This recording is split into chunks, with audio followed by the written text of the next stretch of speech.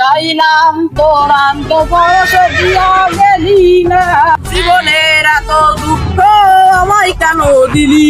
আসসালামু আলাইকুম শ্বশুর আব্বা। এই শ্বশুর আব্বা কে রে? গায়ের ফাঁকা মুসতে পারছিস না, কাজ করতে পারতেছিলি না, খাতেও তো পারতেছিলে। এখানকার তো আমার কাছে আবার 1000 টাকা আছে, তোর বোন তো টাকা আনলো আমার শাশুড়ি, তাও আবার নাটক করতেছিস। কে ও হাদা কাপাইনে মুকো? এই গুদুম ভাই, কথাবার্তা হিসাব কিতাব করে বলবা, বালে আগুন তো পট করে হচ্ছে মনি। এই নুনু মুকো, তুই আমারে চিনিস?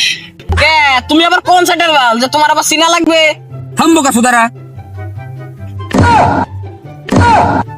এরকম কথা শোনার কাজ করতেছিস না তুই?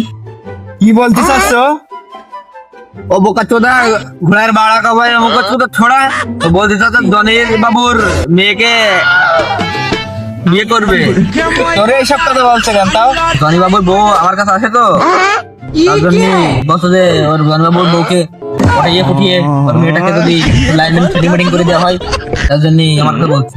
পটিয়ে পটিয়ে মানে ও বাবার কাছে মার খেয়েছি, গাল খেয়েছি, চড় খেয়েছি, লাথি মেরে বের করে দিয়েছিল।